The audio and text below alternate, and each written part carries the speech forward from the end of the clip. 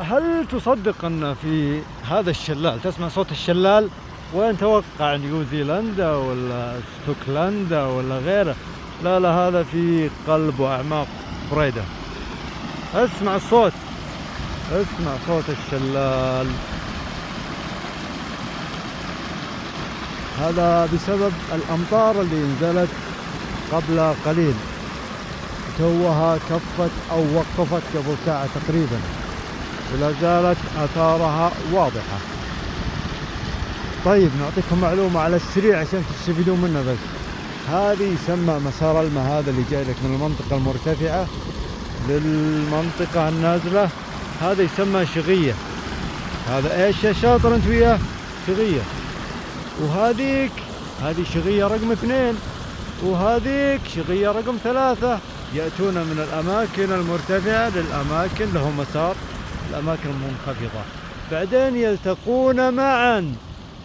التقوا جميع مشكلين شيء أشبه بالشعيب لكنه بسيط يعني، فيجتمعون معا. لا تقول علمني وين المكان، والله لو تطير، والله لو تبنط. أنا إنسان صراحة ما هو جوي المطر وإن الشمس غايبة. أحب الشمس، أحب الشمس بشكل ما هو طبيعي، انتظرها تشرق لكن ما أشرقت. ما راح أعلمك يعني. أنا الآن مستمتع بعزلتي كذا، ما في بشر، ما في، يا سلام، ما في إلا حيوانات، حيوانات فقط لا غير، المخلوقات الجميلة، أنا والحيوانات الجميلة فقط لا غير. فما راح أعلمك لو تطير، لو إن شاء الله تعطيني 5000 اشتراك من عندك ما أبي، خليني كذا. هذه الشمس تشرق بس، هذيك اطلعي تكفى. بس نقصني الشمس ونسيت أجيب زمزمية الشاي. خلاص أعيش أجمل حياة. لماذا؟ لأن العزلة فيها صفاء للنفس، لأنك ما راح تكون على طبيعتك إلا عندما تكون في عزلتك. لا تقول بصير طبيعي ولدي أو عندي مجموعة من الأشخاص أصدقاء وغيره، ما راح تكون طبيعي. لابد يكون لو 1% من التصنع، 1%. هذا الإنسان اللي شخصيته حديدية جدا أو لديه خلل نفسي عظيم جدا يكون على طبيعته تماما. هذا من وجهة نظري طبعا، ما هو الكلام علمي، وجهة نظر فلسفية شخصية.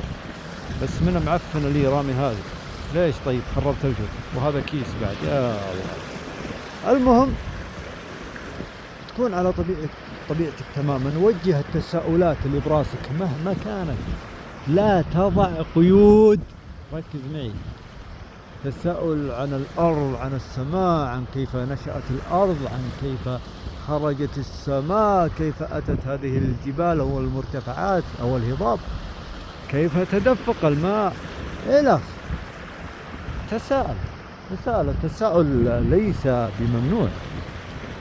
اسأل. أنا ودي أروح فيكم بالكاميرا للشغية الأخرى في شلال آخر، بس المشكلة أني بضطر أني أقطع هذه المسافة وأنا علي شراب، والشراب كذلك المشكلة الأعظم أنه مقطوع، ليس بين القطع.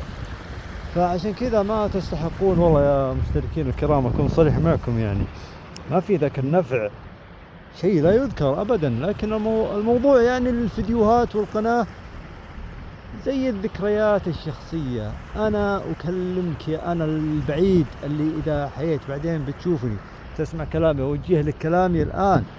شو علومك وش أخبارك بعد كل هالوقت؟ هل لا زلت تهتم الناس وش يقولون عنك؟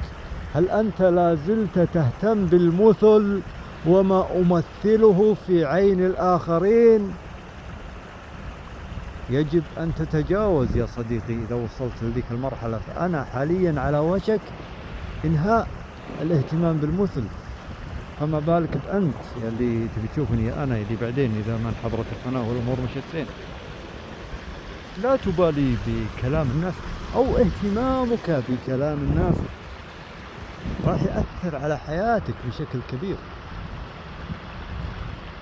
أيضا راح يستهلك منك طاقة كبيرة. فأنت الآن بتهتم المجموعة من الناس، تهتم ماذا يقولون، ببعد عن الشلال شوي. عندنا شلالات حنا وحركات، ما عندكم.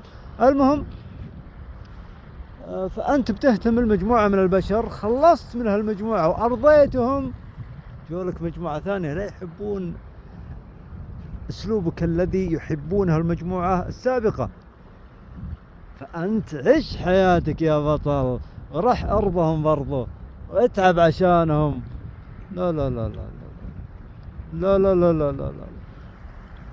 تبي تعيش طول عمرك مضطر أو عايش على رضا الآخرين، اللي هو قلنا عنه المثل الذي ماذا نمثل في عيون الآخرين.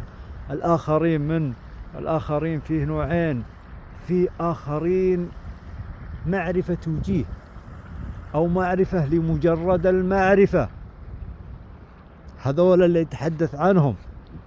وفيه آخرين الأقارب من الدرجة الأولى، المحبين من الدرجة الأولى، ليس مجرد صديق زميل أو صديق رحت وسافرت معه الكلام الفاضي البسيط هذا. هذول ما عليك منهم، اصبر نستثني، ركز معي بس. في وش قلنا؟ الآخرين في ناس يجب أن تهمشهم، ناس بالشارع، واحد مر من عندي الآن لازم أصير بعينه شيء غلط، هذا قضينا منه، إنه الموضوع نهائيا المثل. اللي قلنا المقربين اللي هم الأهل. الشيء الآخر المقربين جدا من الأقارب والأصدقاء اللي عارف إنهم يبون لك الخير. هذول هل نهتم بماذا نمثل في أعينهم؟ الاهتمام المطلق غلط.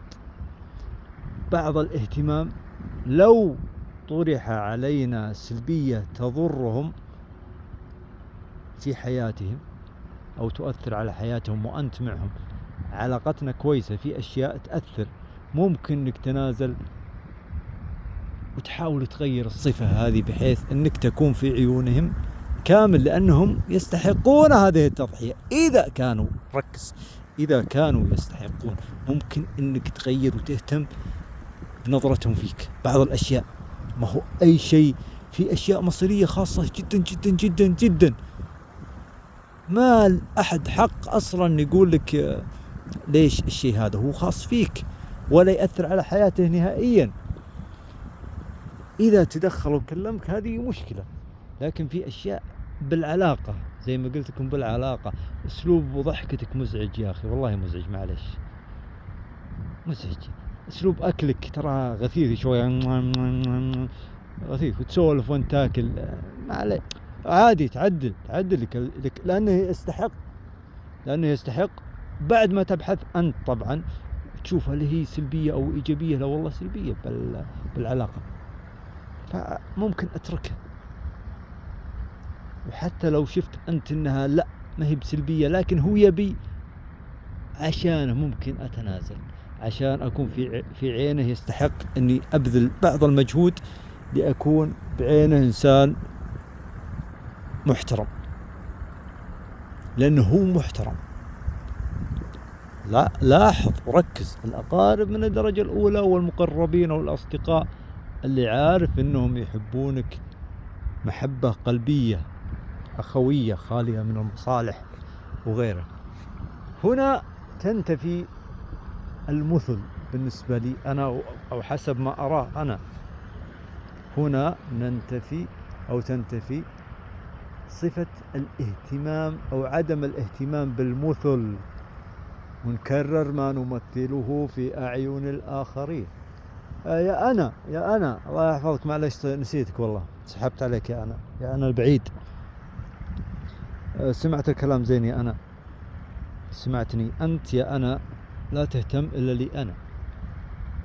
بعد فترة إذا وجدت طبعا تبي تكون أنا معي أنا بالمراية أو تسمع المقطع هذا، فلا تهتم إلا فيني أنا، ماذا أريد أنا، ماذا يريح ضميري أنا، مبادئي، قيمي، أخلاقياتي هي المهمة. حتى معتقداتي، صح أن المعتقدات تكون بالقلب، لكن أنت يا أنا احتفظ بمعتقداتك، ما عليك من معتقدات الآخر. في عنده يوتيوب وعنده يبي يتعلم عن معتقد ولا شيء، ما عليك، خلاص عيش دينك واترك الناس تعيش دينها أو معتقدك، أو اترك الناس، لا تجادل يا أنا لا تجادل. اللي يبي يتعلم يتعلم. في شخص وده نقاش جميل كذا سوالف، وهو يتقبل السوالف والنقاش والجدل. جميل جدا هذا. عرفت شخصيته أنت كويس، ولا ممكن تصير بينكم شيء أو حزازيات أو خسارة، جادل. اي والله يا أنا، الله يعطيك العافية. أنا إذا وصلت يعني على بعد 10 سنوات وأنت تسمعني، والله أنك تكون طولت صراحة. 10 سنوات كثيرة والله. أنا صراحة أتمنى أنك ما تصل 10 سنوات وتترك الحياة وتكون عبارة عن سماد يغذي هذا النبات الجميل، ويجي شخص يقطفها ويأكلها ويأخذ من جيناتك الخالدة. شكرا لكم.